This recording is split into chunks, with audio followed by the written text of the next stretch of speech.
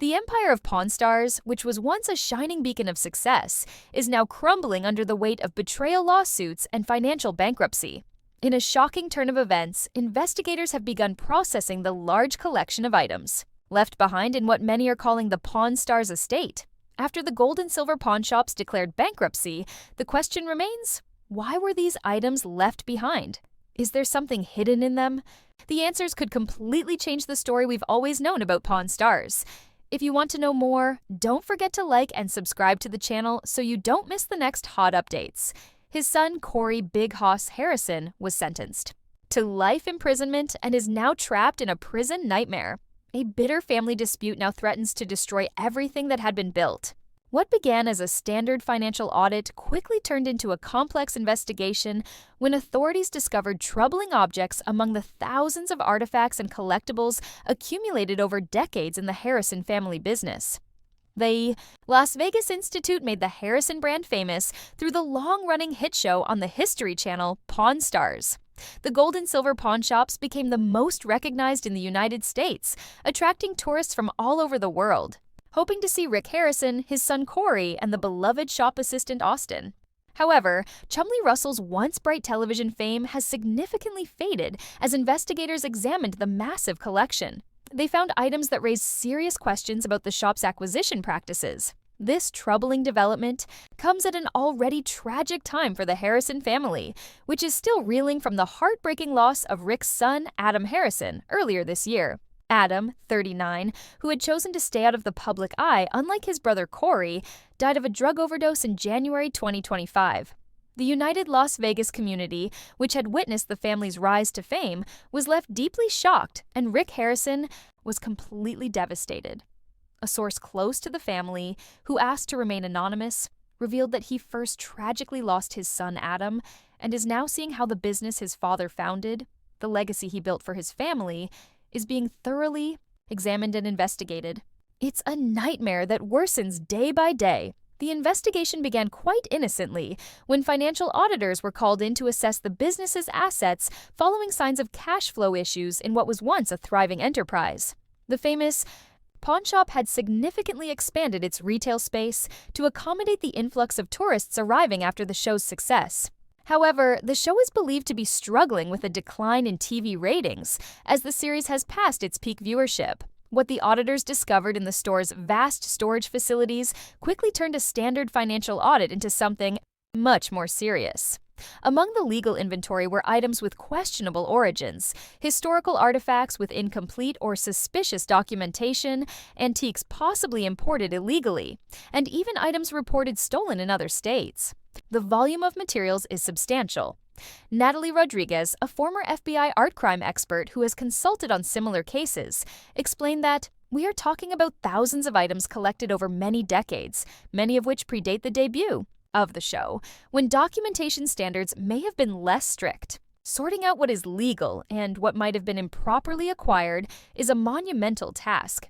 Investigators are particularly concerned about some Civil War-era objects with inconsistent documentation, suggesting they might have been looted from protected historical sites rather than purchased legally through legitimate channels. Additionally, many Native American artifacts in the collection are potentially protected under the Native American Graves Protection and Repatriation Act, without sufficient evidence to prove they were acquired legally.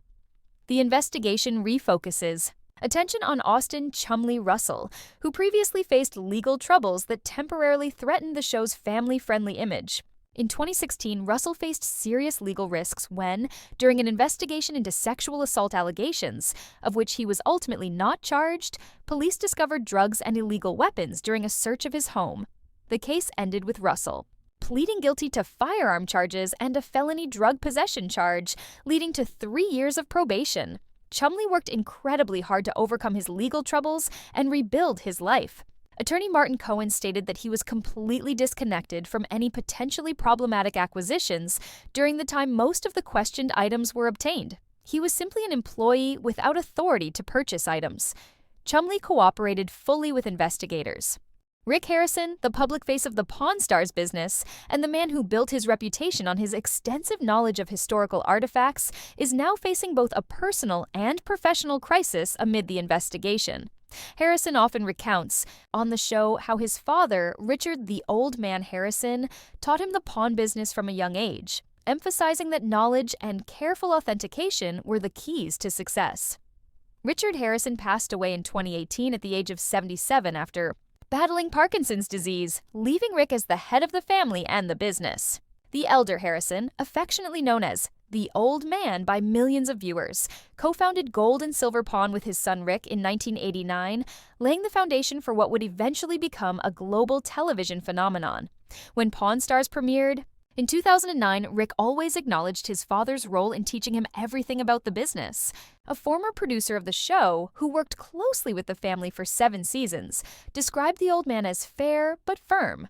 He would be heartbroken to see the business facing such accusations, and he was immensely proud to have built something that his grandchildren could inherit.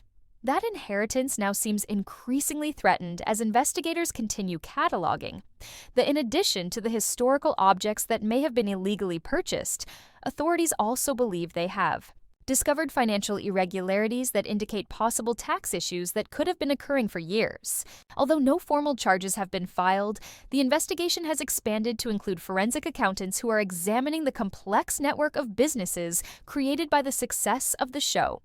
During the height of Pawn Stars' popularity, the Harrison family leveraged their fame to launch several businesses in Las Vegas, including Rick's Rolling Smoke, Corey's involvement in a bar called Viper Room Las Vegas, and various business arrangements structured by the company to manage these enterprises. These are currently under investigation for possible fund commingling and questionable cost allocations. Big Hoss Harrison, who has worked at the pawn shop since his teenage years and was being groomed to eventually take over the family business, faces a threat not only to his livelihood, but also to the succession plan that has been the subject of countless episodes showcasing his growth from a rebellious youth to a talented entrepreneur.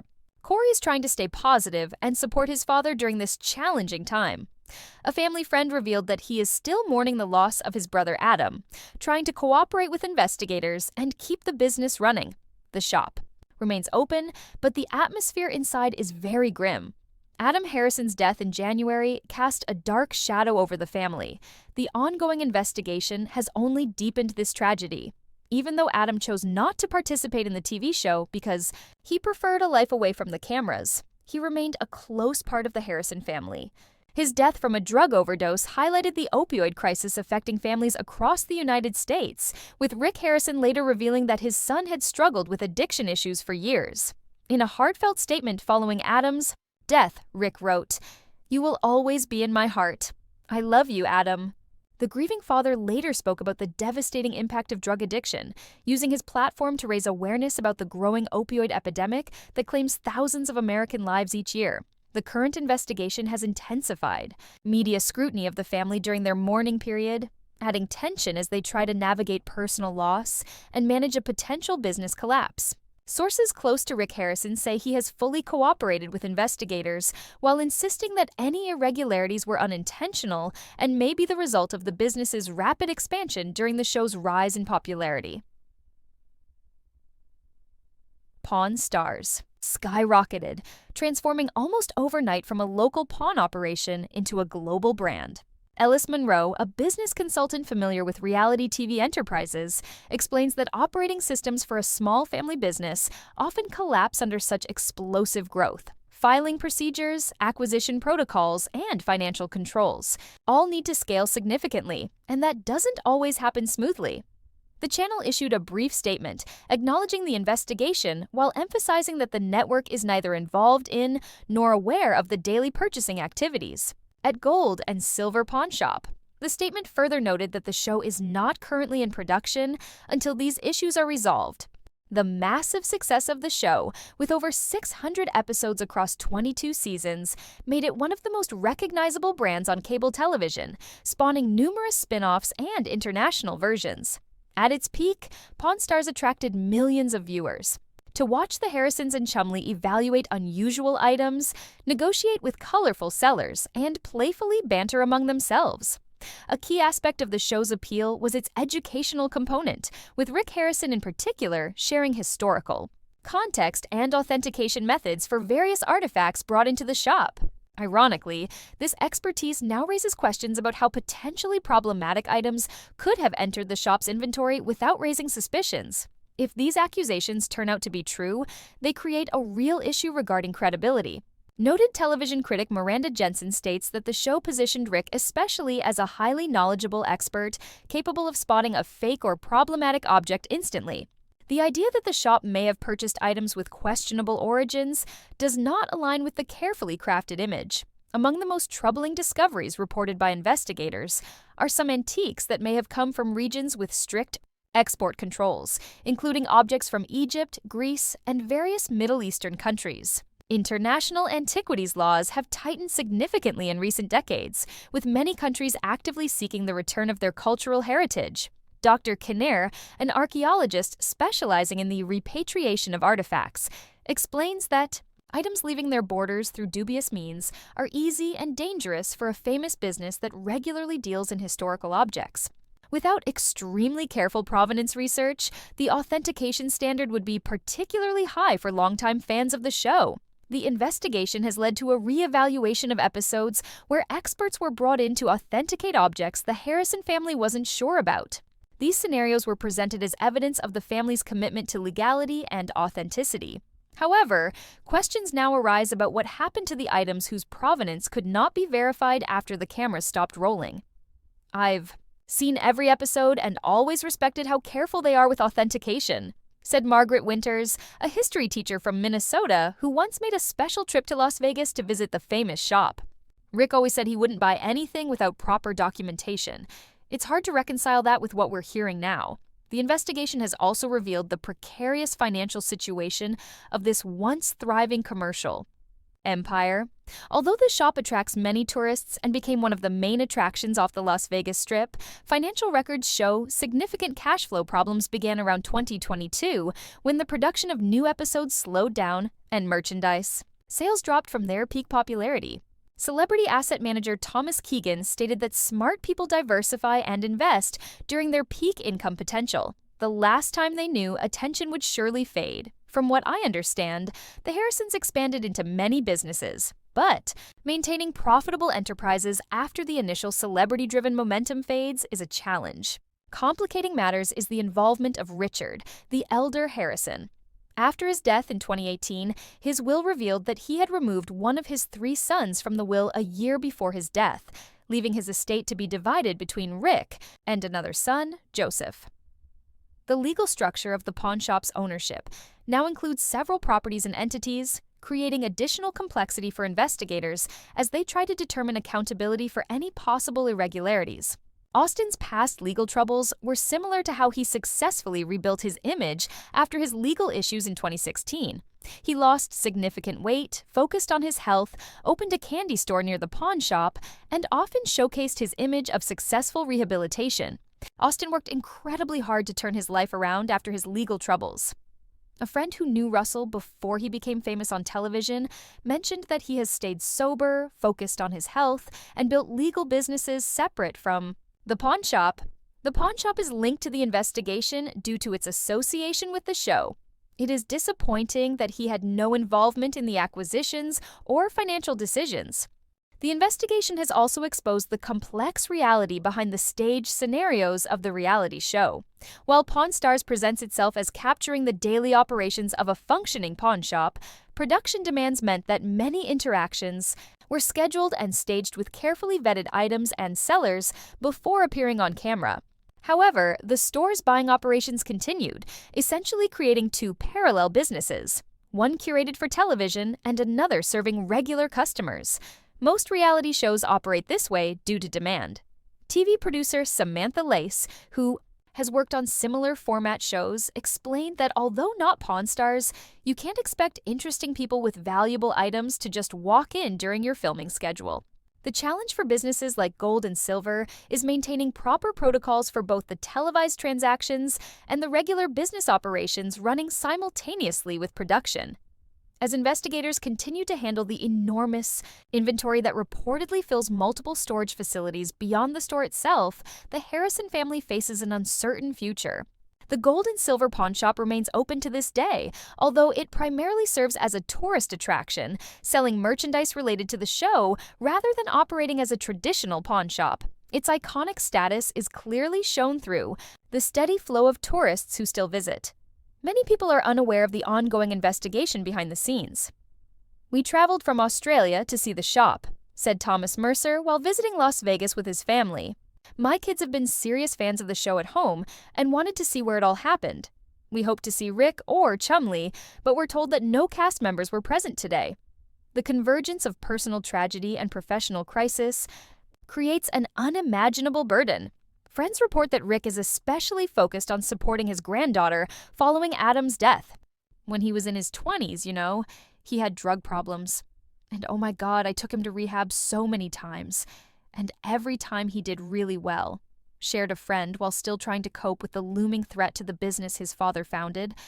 "Over 30 years ago, Rick is a survivor," said a longtime partner who knew Harrison before he became famous on television. "He built this business once, and no matter what this investigation concludes, I won't count him out. He's facing the darkest moment of his life with Adam's loss, and now this investigation.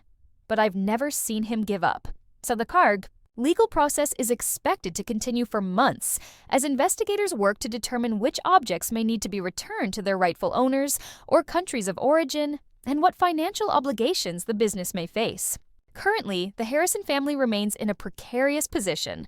Their once-envied success story now serves as a cautionary tale about the hidden dangers of rapid expansion and fame. The saddest part is the impact this has on the Harrison legacy, reflected a former gold and silver employee who worked at the shop for more than a decade.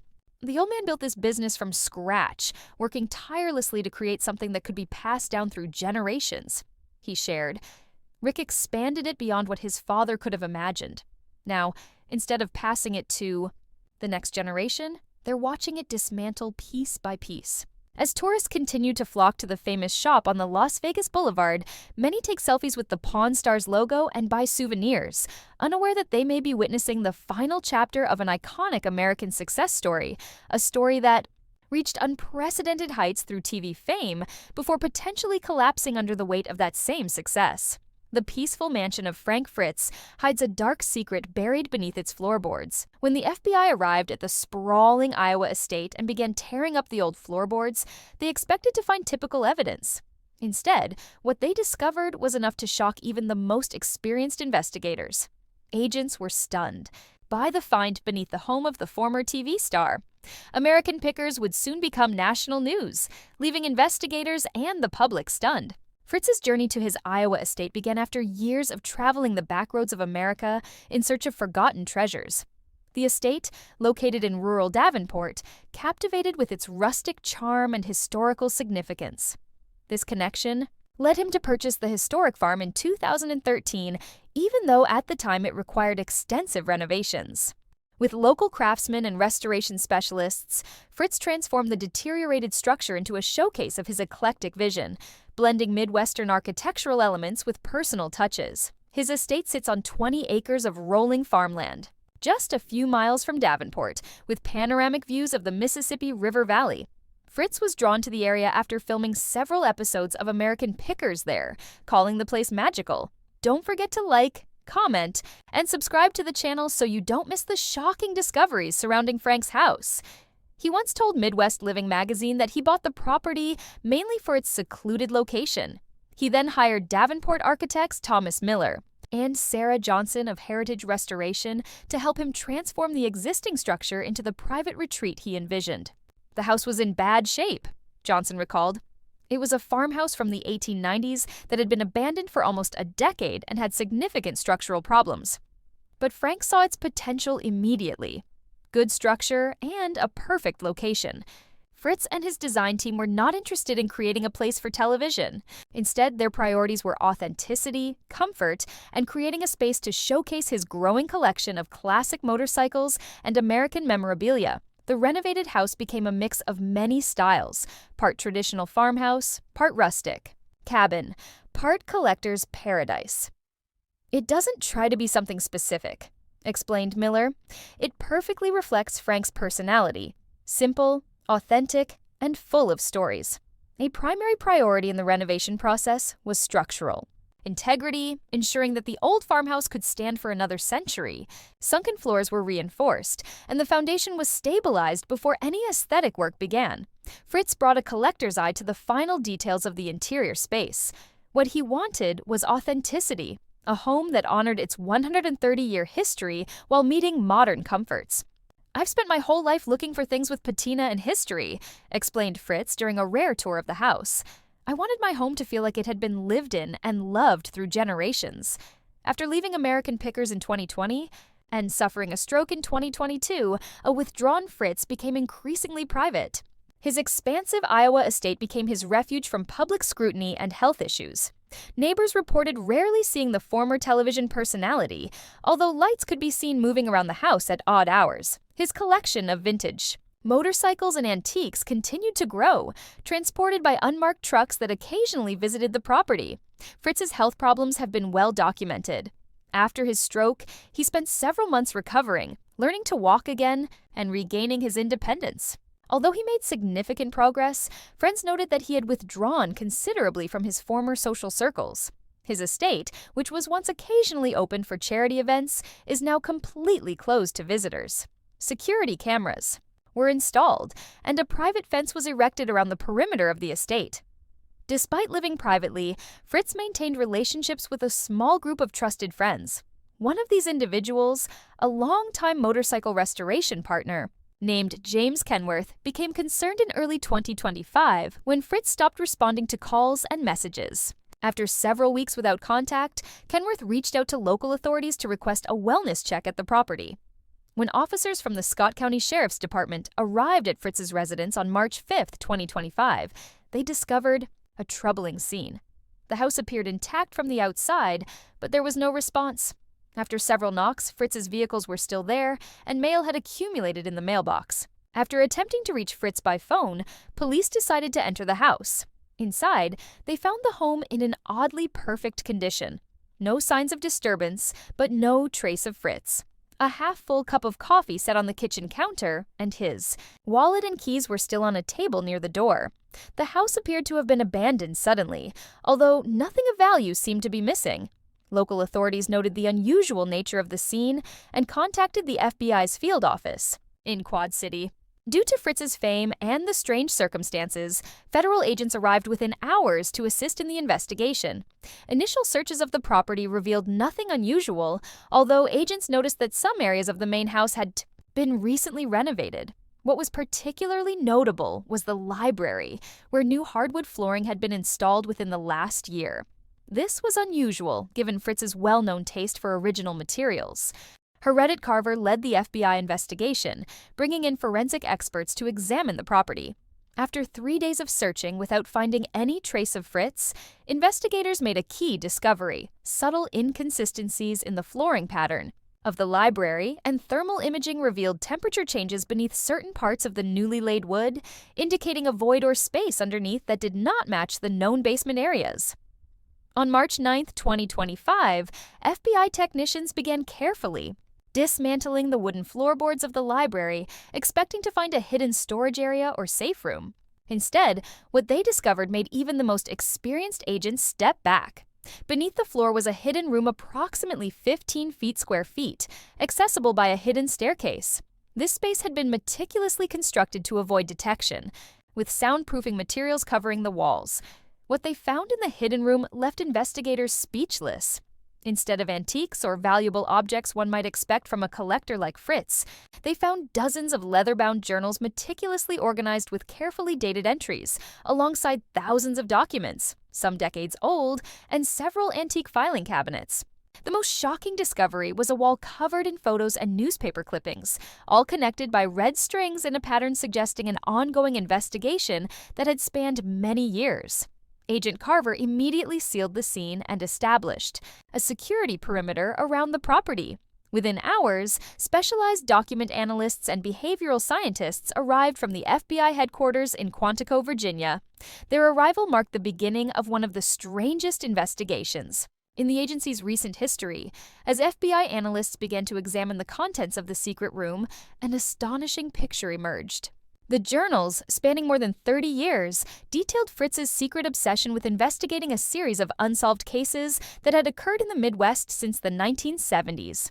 The earliest journal entries dated back to Fritz's adolescence, when a childhood friend disappeared.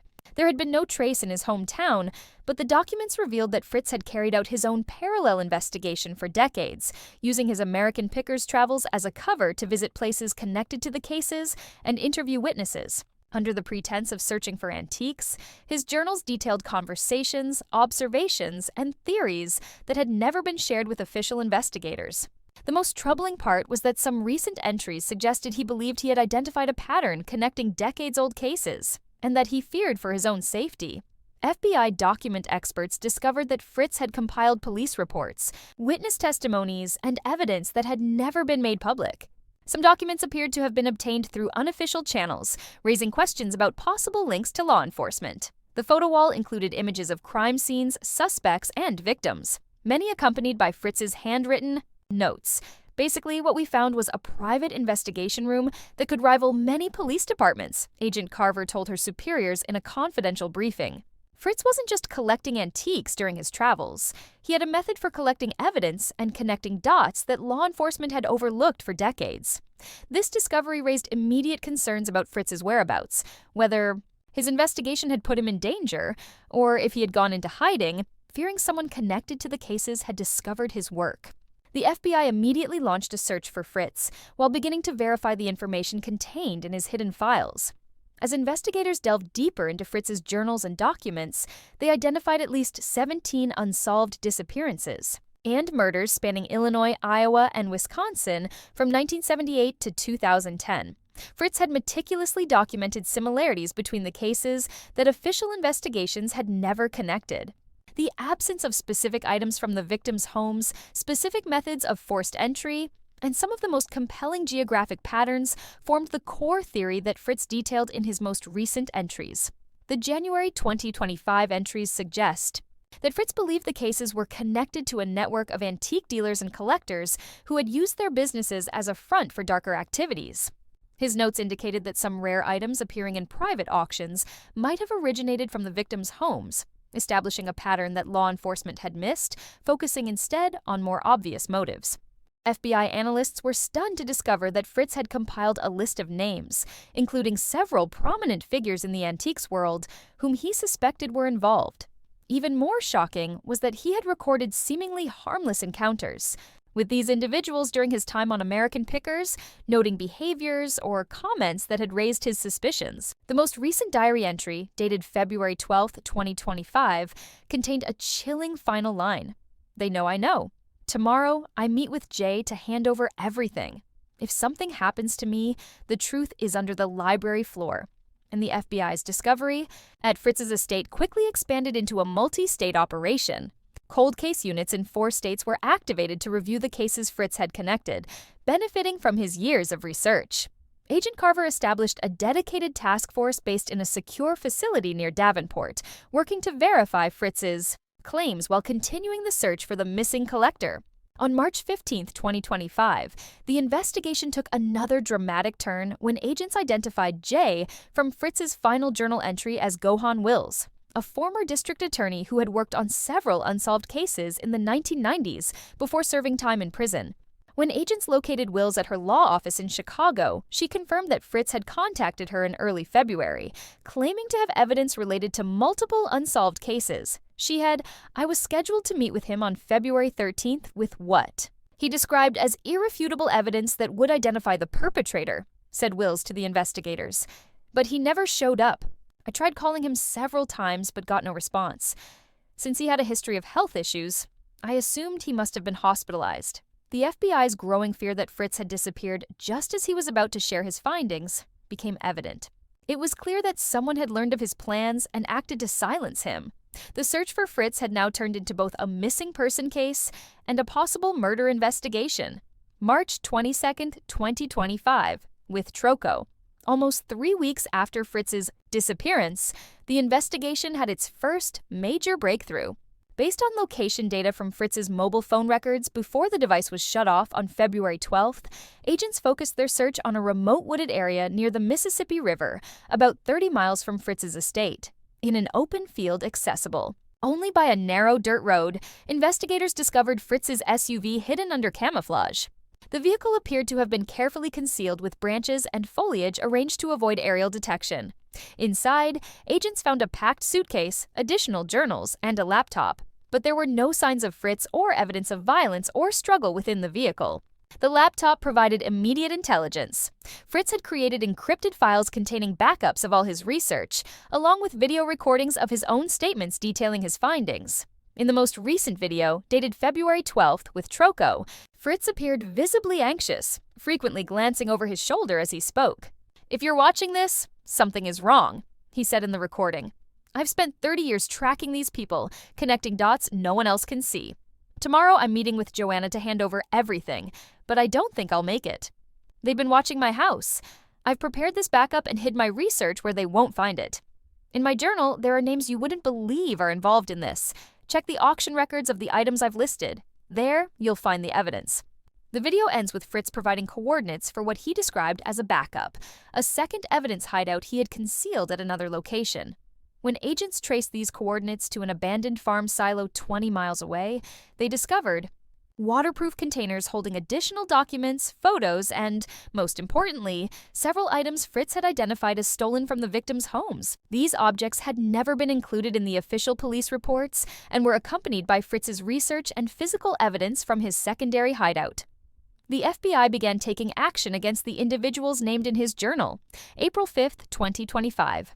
Coordinated raids were carried out in 16 locations across the Midwest, targeting antique stores, private homes, and storage facilities linked to Fritz's suspects. The operations recovered dozens of objects matching the descriptions of stolen property from the homes of victims in unsolved cases. Even more concerning, some locations contained hidden rooms similar to the one beneath Fritz's library, spaces dedicated to cataloging stolen objects and planning operations.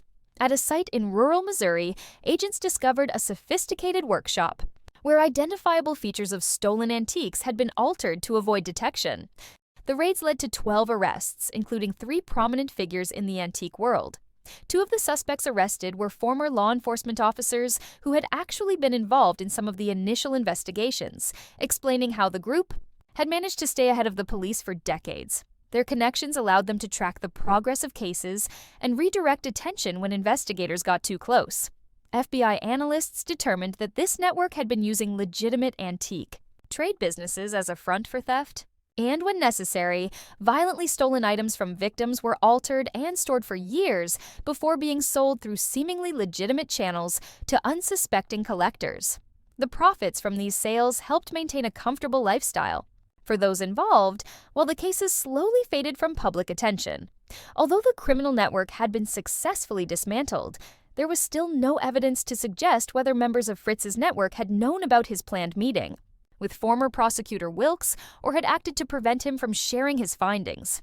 The question that haunted investigators was whether Fritz had been captured, was hiding, or worse. The breakthrough in the case came from an unexpected source. April 18, 2025. ADE. A motorcycle mechanic in northern Minnesota contacted authorities after recognizing Fritz's name and photo in news reports about the investigation. The mechanic reported that a man matching Fritz's description, though using a different name, had brought in a classic Harley-Davidson for maintenance in late February. According to the mechanic, the man paid in cash, seemed anxious, and requested that no photos be taken of the motorcycle. He mentioned that he would be staying in a remote cabin and had purchased supplies, indicating he planned to remain there for an extended period. The most notable detail was that he asked the mechanic to install a hidden compartment in the motorcycle. The mechanic's unusual request led FBI agents to be dispatched immediately to the area, focusing on remote properties matching the general location described. After 3 days of searching, they located a small cabin accessible only by a narrow trail, with AA motorcycle that matched the description, covered by a tarp, was found beside the cabin. Approaching cautiously, the agents surrounded the property before announcing their presence. The man who came out of the cabin was indeed Frank Fritz, although he was almost unrecognizable. He had lost weight, grown a beard, and let his hair grow. When the agents identified themselves, Fritz's first words were, "You found what I left under the floor." Only after they assured him that his investigation had been recovered and was being processed did he agree to go public and accompany the agents. Once safely taken into custody by the FBI, Fritz revealed the full story. He had conducted his own unofficial investigation for decades, beginning after his childhood friend disappeared in the late 1970s. During his years working for American Pickers, he took the opportunity to gather information, visit crime scenes, and make connections that law enforcement had overlooked. "I never intended to be an amateur detective," Fritz explained at the official press conference. "But once I started recognizing patterns that I couldn't unsee, I realized these weren't random crimes. They were calculated, organized, and interconnected through the antique trade I know so well." Fritz described how he first became suspicious when he recognized objects at private auctions that matched the descriptions of stolen property from unsolved cases. As his awareness grew, he began to document the similarities between the cases and track the movement of specific items in the market. His expertise in antiques allowed him to detect alterations meant to hide the origins of certain objects. The most chilling part was that Fritz revealed he had encountered several members of the network during his career on American Pickers, even showcasing some of their legitimate businesses on the show. He had used these encounters to gather information while maintaining his cover.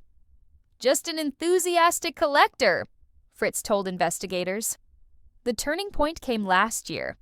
"I was at a private auction in Chicago when I discovered a unique decorative art clock that I knew had been taken from a home in Wisconsin. Murdered in 1996. The clock had been modified, but he recognized the unique mechanism. When I casually asked about it, the seller's reaction told me everything I needed to know. They recognized me and weren't happy with my questions." In the following weeks, Fritz noticed surveillance around his property. Strange cars parked on the road near his home, and he began receiving hang-up calls at odd hours. At the beginning of 2025, believing he was in danger, he built a secret room beneath the library floor to protect his investigation and contacted former prosecutor Wilkes. "I knew they wouldn't stop at just threatening me," Fritz continued. "These people have killed before to protect their operations." The night before my scheduled meeting with Joanna, I discovered someone was trying to bypass my security.